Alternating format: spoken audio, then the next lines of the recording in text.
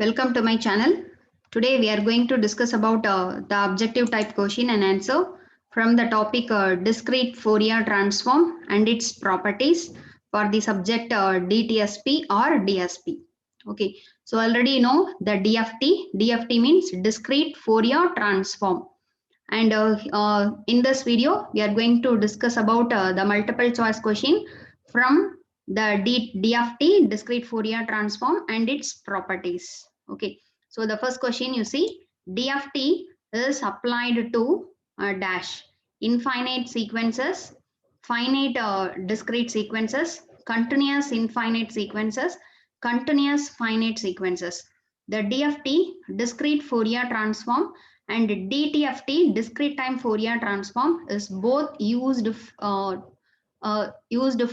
analysis of the discrete time sequences. Okay, not continuous sequences. So the DFT is applied to infinite sequences, finite discrete sequence, continuous infinite, continuous finite. So DFT and DTFT is not used to analyze the continuous signal. So this too is wrong. And DFT is applied only for the finite discrete sequences. That is the sequence x of n is having the finite duration. That is the length of the particular sequence is finite. If x of n consists of 10 sample, 4 sample, 8 sample, for that sequence only we can apply the DFT. Okay, then the next one, the DTFT is the representation of dash. DTFT is the representation of periodic discrete time signal, aperiodic discrete time signal, aperiodic continuous signal, periodic continuous signal. So the DTFT means discrete time Fourier transform. So the discrete time Fourier transform, it is also used for discrete time signal only. So the next two option, continuous signal, this is wrong. So either the first one or second one. And the DTFT is the representation of aperiodic discrete time signal. So aperiodic means for non-periodic signal, we can use this DTFT. Okay. The next thing, the transforming relations performed by DTFT. So in DTFT, in discrete time Fourier transform, so what are all the relations we are performing? Linearity, modulation, shifting, convolution. Yes, the both all four is the property of DTFT only. So all four is the correct answer. Okay, so linearity property is there, modulation property is there, shifting property, convolution property. So all transformation is performed in a DTFT. The next thing, the transformations are required for dash. So transformation means this transform, all transform, either it is a Laplace, is a transform, Fourier transform, DFT, discrete Fourier transform, all transforms are used to convert one form into another form. That is the time domain sequence into frequency domain sequence. Okay, so the transformations are required for dash. Analysis in time or frequency domain, quantization, easier operation, modulation. So the transformations are required for in order to analyze the signal in time or frequency domain and easier operation. So both 1 and 3 is a correct answer. So 1 and 3 is a correct answer. Okay. The next thing, the DFT. The DFT is preferred for dash.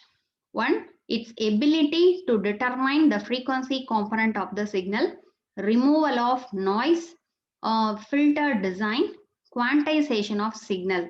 So the DFT is prepared for. So what are the applications of DFT means? So it is used to design filter. Okay, so that is a main application. And another one is DFT is used to determine the frequency component of the given signal.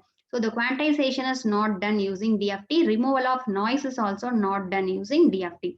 So the DFT is preferred for this 1 and 3 in order to determine the frequency component of the signal, and the next one is a filter design. So 1 and 3 is a correct answer.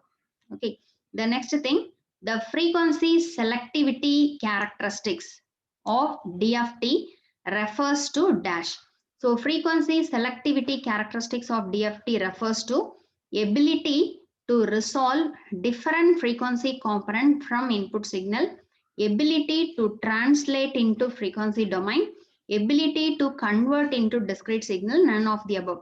The frequency selectivity characteristics, it refers the ability to resolve different frequency component from the input signal. So in order to that is a differentiator what different frequency components available in the input signal, we are using this DFT. The next thing, the filtering is performed using DFT using dash limited size or block of data, smaller memory size, larger memory size, large segments of data. So filtering is performed using DFT. We can we can design filters. Okay, the linear filtering is performed by the DFT using limited size or block of data, small memory size, large segment of data. So limited size and small memory size. So the linear filtering, that is the overlap add method and overlap save method. These are all the filtering using the DFT process. Okay. So these two things, limited size, in that we are dividing the data into block of data and processing, and we are transmitting. Okay. So 1 and 2 is the correct answer. So C is the correct one. The next thing, the basic properties of DFT includes linearity, periodicity, circular symmetry, summation. So already we studied the properties of DFT. So if you want to learn more about this properties of DFT, means I will give the link for those videos. Okay, the properties of DFT with the proof already we derived in that DTSP playlist. Okay, so I will give the link for those videos in the description box. You can refer. Okay, so what are the property? Linearity, periodicity, then circular symmetry, then time reversal property, time shifting, frequency shifting, convolution, multiplication. These are all the properties of DFT, but summation property is not there. Okay, so the basic properties of DFT is 1, 2, 3. Okay, this is the correct one. The next thing, the circular convolution of two sequences in time domain is equivalent to dash. Okay, that is what they are telling means the circular convolution of two sequence. So you just consider x1 of n, x2 of n is the two sequence. So x1 of n circular convolution with x2 of n is equivalent to dash. Okay, so the circular convolution of two sequence in time domain is equivalent to multiplication of DFT of that individual two sequence. So according to the convolution property of DFT, if you are taking convolution in time domain, it gets transformed into multiplication of individual DFT in the frequency domain. So this is called as a convolution property. So this one is equivalent to multiplication of DFTs of two sequences. Okay. The next thing, the circular shift of n-point sequence is equivalent to dash. So if you are performing shifting, that is x of n, we are shifting to some n-point sequence. We are shifting x of n minus n means, which is equivalent to the linear shift of its periodic extension and its vice versa. So the circular shift with n-point sequence is equivalent to linear shift of its periodic extension and its vice versa. Okay. The next thing, padding of zeros increases the frequency resolution. So padding of zeros means, so if you want to increase the size of the particular sequence, so we are in last, we are appending some amount of zeros. Okay, for example, x of n is equal to 1, 2, 3 means, so if you want to convert the x of n into 4 length sequence, we can append 1 0 in the last thing. So that is called as padding of 0. So the padding of 0 increases the frequency resolution. It's a true or false? It's a false. So padding of 0 is not increases the frequency resolution. The next thing, if x of n is a finite duration sequence of length L, then the discrete Fourier transform, that is DFT capital X of k of x of n is given as dash. Okay, this is the DFT formula. So if one sequence x of n is there, with the length of the x of n is L means what is the DFT of the sequence x of n? So already you know the formula. What is the formula? The capital X of k is calculated by summation n equal to 0 to n minus 1 x of n e power minus j 2 pi k n by n. So this is the formula in order to find out the DFT of the discrete sequence x of n. Okay, for the k value between 0, 1, 2 up to capital N minus 1. Okay, with the condition is that the L is less than capital N. Okay, L is the length of the sequence. If you want to find the DFT of L length sequence, we have to take N point DFT. Here N is greater than L. Okay, that is here if the sequence consisting of 7 sample means we have to take 8 point DFT. So this is the condition. Okay, so in the remaining thing, in second equation you see here the minus is missing. Okay, here this formula is correct, but here L is greater than N is given. So this is the correct answer. A is the correct answer. This is the DFT formula. Summation n equal to 0 to n minus 1 x of n e power minus j 2 pi k n by n for n is greater than L or L is less than n. Okay. The next thing, if x of k is the DFT of x of n, then the inverse discrete Fourier transform of x of k is. So inverse DFT formula. Okay. So here the question is, what is the inverse DFT of capital X of k? So inverse DFT formula. So the small x of n is calculated by 1 by n summation k equal to 0 to n minus n x of k e power plus j 2 pi k n by n. This is the formula in order to find out the inverse DFT. Okay. So in the remaining formula, so you see in this formula, the 1 by n is missing. Similarly, here e power minus is given. In this two thing, e power minus is given. But in inverse DFT formula, e power plus j. In a DFT formula, e power minus j. So here 1 by n is missing. So this is the correct answer in order to find the inverse DFT. Okay, so you just remember all these formulas. Then the next one, which of the following is true regarding the number of computations required to compute the endpoint DFT?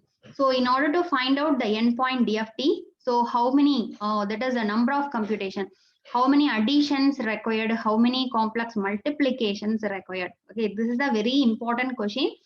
So this is the method. This question is for just ordinary endpoint DFT in a direct evaluation method.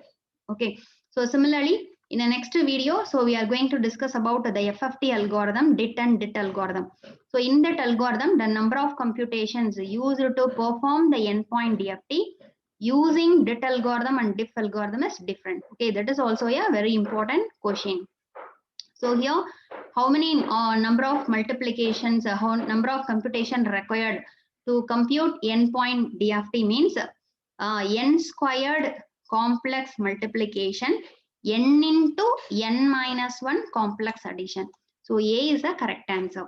In order to perform endpoint DFT, for example, 4-point DFT, if we want to perform means 4 squared multiplication needed, 4 into 3, 12 complex additions are needed. Okay, so this is an important question.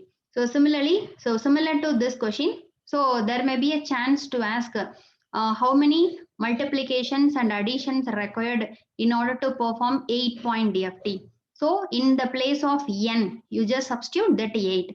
So 8 squared multiplication and 8 into 7 addition needed. Okay, so that's an important question. You just remember it.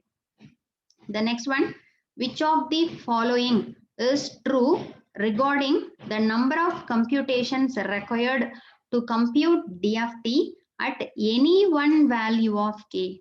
Okay, so here already you see the formula for the DFT is that the x of k is calculated for summation n equal to 0 to n minus 1 x of n e power minus j 2 pi k n by n for k is from 0 to n minus 1. So in this formula, first you just substitute k equal to 0. Similarly, k equal to 1, k equal to 2. So we have to perform. So in order to perform this process for one value of k. So how many multiplication, how many number of computations are required? That is the question. Okay. So here, in order to perform for any one value of k, so 4n real multiplications and 4n minus 2 real additions are needed. Okay. So this is the answer. So in this, in order to perform for any one k value, so how many real multiplication? 4n multiplications needed. 4n minus 2 real additions are needed to perform any one k, to perform x of k for any one value of k. Then the next thing, the wn power k plus n by 2 equal to what? So already you know in DFT wn power k, it is nothing but a twiddle factor. Okay. So the wn power k plus n by 2 equal to which one? Wn power k minus wn power k, wn power minus k, none of the mention. So the answer is minus wn power k. So here you see the wn power k plus n by 2. It can be splitted as wn power k into wn power n plus n by 2. So here base is common, so we can add the power. So this one, it can be expanded like this. Okay. So what is the value of this wn power n by 2 means according to the symmetry property? The answer for this one is minus 1. So that's why the final answer is minus wn power k. So wn power k plus n by 2 is nothing but minus w power k. This property is called as symmetry property. Okay, symmetry property of twiddle factor.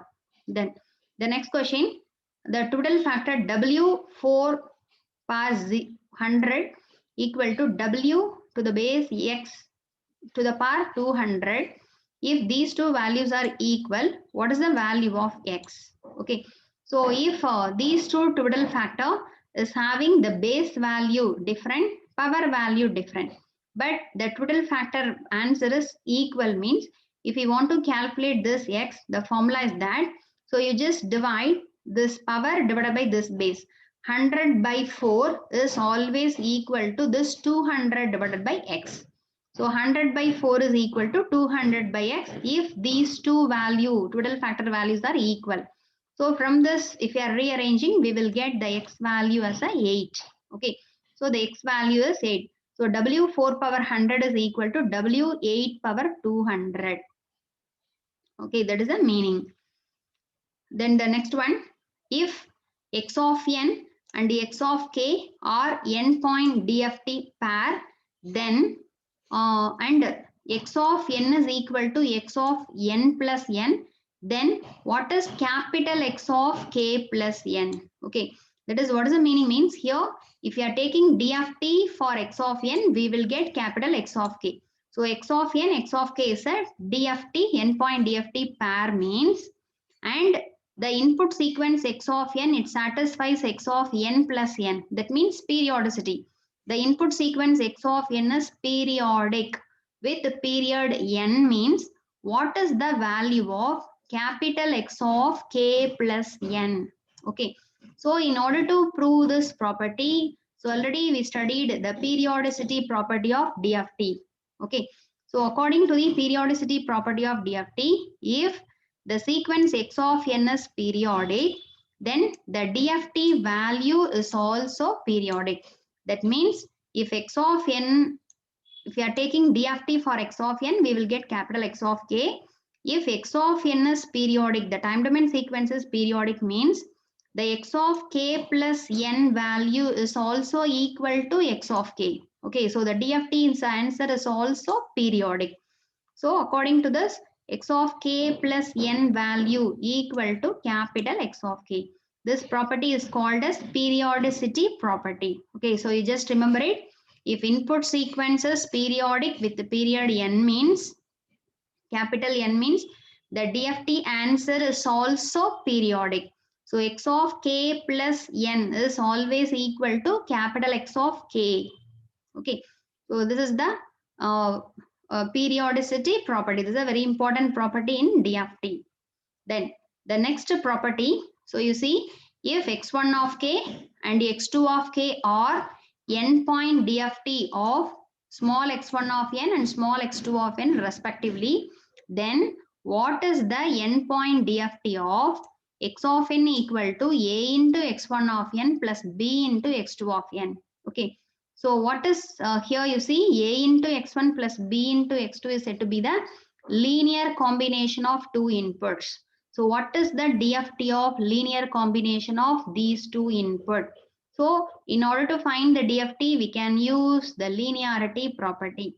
So already you're familiar with linearity property. We studied linearity property in all transform. This is the first property. So according to the linearity property, if x1 of n, the DFT is capital X1 of k. The second sequence x2 of n, the DFT is capital X2 of k means then the linear combination a into x1 of n plus b into x2 of n, the DFT answer is a into DFT of first sequence plus the constant b into DFT of second sequence. This is the linearity. So the answer for this question is a into x1 of k plus b into x2 of k. Okay, so in first one, x1 of ak, x2 of bk is given. This is wrong. Here e power is given. This is wrong. This is the correct answer. This is the linearity property. Okay, then the next one, if the x of n is a complex valued sequence, then the x of n is given by x real part of n plus j x imaginary part of n. If the input sequence x of n is a one complex valued sequence, we can split that x of n as real value plus j into imaginary value. Then what is the DFT of x real of n? Okay, if you are splitting the x of n as real plus j imaginary, here the question is what is the DFT of this real value of x of n? So the formula is that this is the one. Okay, you just remember it. The DFT of the real value of signal x r of k is equal to summation n equal to 0 to n minus 1 xr of n cos 2 pi kn by n plus imaginary xi of n sin 2 pi kn by n. Okay, this is the correct answer. This is the DFT of only the real value of x of n. Okay, then the next one, the same question, but here what is the DFT of the imaginary part of n? Okay, here the question is if the x of n is a complex valued sequence, so what is the DFT of real part of n, x r of n? Here, what is the DFT of x I of n, imaginary part of n? Okay, so here the answer is that x I of k is equal to summation n equal to 0 to n xi of n cos 2 pi n minus xr of n sin 2 pi kn by n. Okay, so you just compare it. Here, real part multiplied with the cos, imaginary part multiplied with the sine. Okay, in center plus. But the imaginary DFT is nothing but imaginary part multiplied with cos minus real part multiplied with sine. Okay, so you just remember these two formulas. If the x of n is a complex valued sequence, then the next question, if x of n is a real sequence means the x of n is only having the value real value 2, 3 only. In the previous thing, complex valued signal means x of n is 1 plus j, 1 minus j. Similarly, here the x of n is a only real sequence. It is having the real value 2, 3 only. And the x of k is the endpoint DFT. Then which of the following is true? If x of n is a real sequence, which one is true? X of n minus k equal to x of minus k. This is also true. X of n minus k equal to x complex conjugate of k. X of minus k and x complex conjugate of k, this two thing is also equal. So all of the mentioned. If x of n is a real sequence, all these relations are true. Okay. The next one, if x of n is real and even, then what is the DFT of x of n? Okay, if the x of n is real. So the x of n sequence is having only the real part and it is a even sequence, then what is the DFT of x of n? So the formula is that summation n equal to 0 to n minus 1 x real of n cos 2 pi k n by n. This is the formula if the sequence x of n is real and even. Next, if x of n is real and odd, what is the value of x of n? Okay, so in the previous problem, x of n is real and even. The formula is summation x of n cos 2 pi k n by n. Here, x of n is real and odd. The answer, the DFT is minus summation n equal to 0 to n minus 1 xr of n sine 2 pi k n by n. Okay, here cos. Here minus sine 2 pi k n by n if it is a real and odd sequence. Okay, so these are all the formulas for the DFT. You just remember it. Okay, then the next one, if x1 of n, x2 of n and x3 of m are three sequences, each of length n. Okay, x1, x2, x3 is having the length n, capital N, whose DFT is given by x1 of k, x2 of k, x3 of k respectively, and the x3 of k is equal to x1 into x2, then what is the expression for small x3 of m? So here they are considering the three sequence x1, x2, x3. The three sequence is having the length n, and the DFT of the individual thing is capital X1, capital X2, capital X3 of k. And here you see the relation between these three. The x3 of k is nothing but x1 of k multiplied with x2 of k. Then what is the expression for small x3? Okay, so in which situation if the DFT answer is multiplying? So already we studied the convolution property. Okay, so according to the convolution property or the multiplication property in DFT. Okay, so this one it can be written as multiplication property in Fourier transform or circular convolution property in time domain. Okay, so according to the circular convolution property, if you are performing convolution in time domain, that gets transformed into multiplication in Fourier domain. Okay, so according to that one, so the x3 of m is nothing but the circular convolution of x1 of n, x2 of n. So what is the circular convolution formula? Summation n equal to 0 to n minus 1, x1 of n, x2 of m minus n, circular convolution over n. This is the answer. Okay, so in which situation we will get the multiplication of two DFT means if the x3 is a convolution of these two sequence. So what is the convolution of x1 with x2 means? The circular convolution property is summation x1 of n into x2 of m minus n, circular convolution with over n. Okay, then the next question, if x of k is the endpoint DFT of the sequence x of n, then what is the DFT of x complex conjugate of n? Okay, so we studied one more property, complex conjugate property of DFT. So according to the complex conjugate property, if x of n DFT is x of k, then x complex conjugate of n, the DFT is capital X complex conjugate of n minus k. So here the answer is C, x complex conjugate of n minus k. Okay, this is the complex conjugate property. The next one, if x of k is the endpoint DFT of the sequence, then the circular time shift property is that x of n minus L is x of n multiplied with e power minus j 2 pi k L by n. Yes, this is true. Okay, according to the circular time shifting property, if the sequence x of n is shifted by L amount, means the DFT answer is that the same x of k multiplied with e power minus j 2 pi k L by n. So this statement is correct. Circular time shifting property is correct.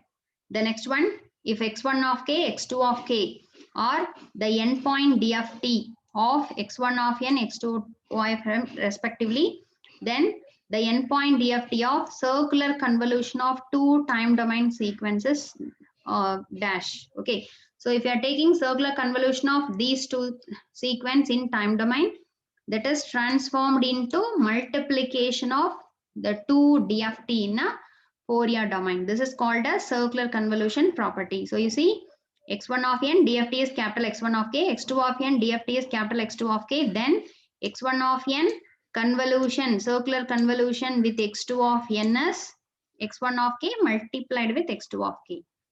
Okay, then the next one, multiplication of two sequences and performing DFT of it is equal to circular convolution of two independent DFT sequences scaled by a factor 1 by n. This is true or false? True. So this property is called as multiplication property in time domain. This property is reverse as that of the circular convolution property. So if you are taking convolution in time domain, it gets transformed into multiplication in frequency domain. In reverse, x1 multiplied with x2 means if you are taking DFT, the answer is 1 by n x1 of k circular convolution with x2 of k. Okay, this is the multiplication property. The statement is true only.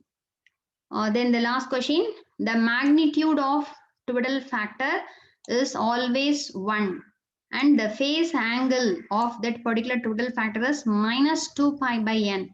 This is true or false? True. Okay, so for any twiddle factor, the magnitude w n power k, for any value of n and k, the magnitude of twiddle factor is 1 and the phase angle is minus 2 pi by n. This is true. Okay, so these are all the some of the questions about the DFT and its properties. Okay, so in the next video, so we will see the problems related with this DFT and the next topic convolution, circular convolution. Okay, so thanks for watching my channel and please share